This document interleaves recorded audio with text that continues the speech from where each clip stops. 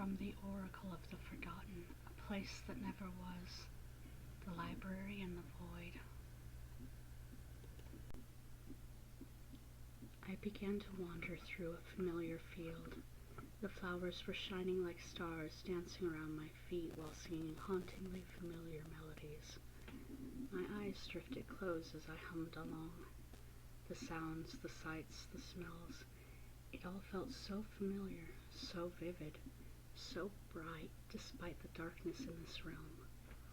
The sky was filled with stars, galaxies. A large portion had been shaded by one of the many moons. The birth of a new star was beginning to draw color in the depths. I'd been here before, but when? Did it even matter? I know this as the Dark Realms, but I might be in the furthest reaches of their domain. It didn't matter. I needed to move forward. What I sought was ahead.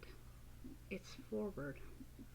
What I sought would soon be answered by a familiar voice, beckoning me from the depths of the darkness. I opened my eyes fully. Before me was a large portal, and beyond it, nothing.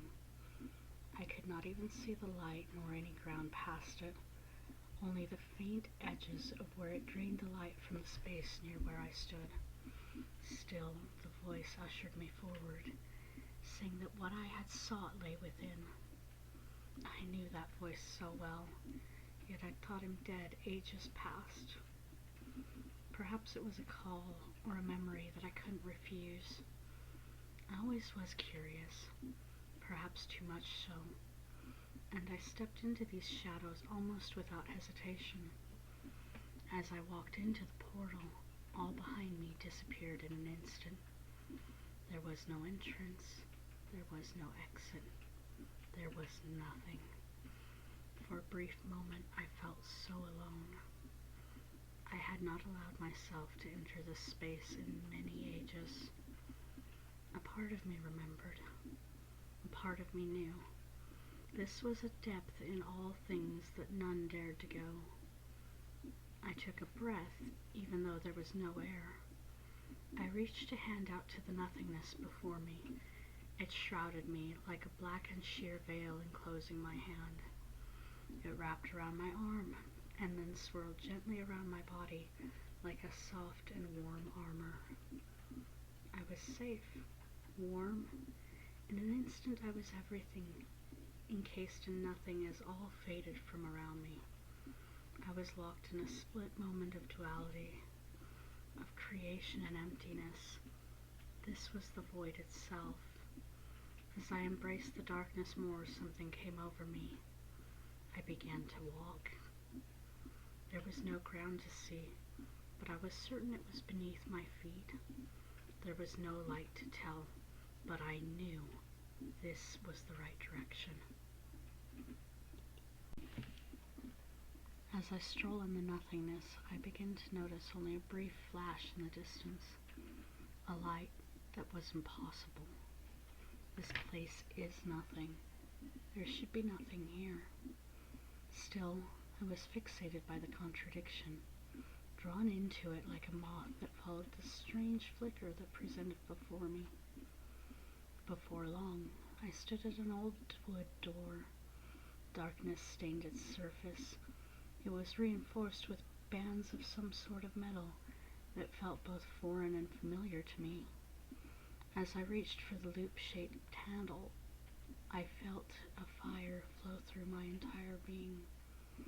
The door would not open. Rather, it asked for a name. Nothing else. These words were not spoken. They echoed through my mind like a hammer of drums. A name? What name?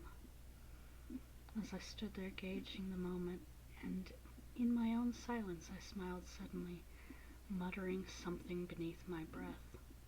Was it a name? Was it a title?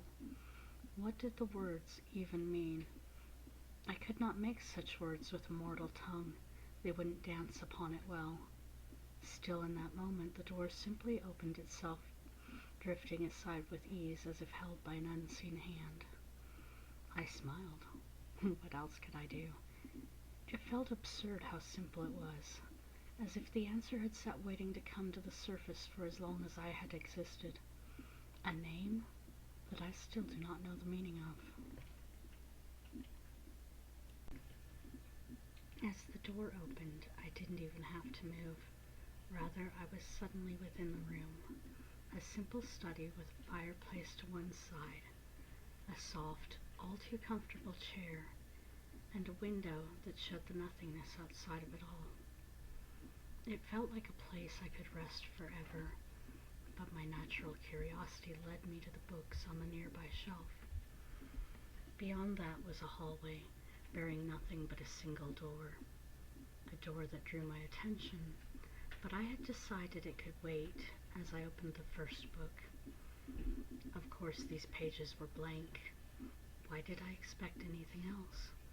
But after holding it open, glancing at the pages, soft flames began to flick at the corners of the book. It burst into flame a moment, harmless to me, but startling me briefly.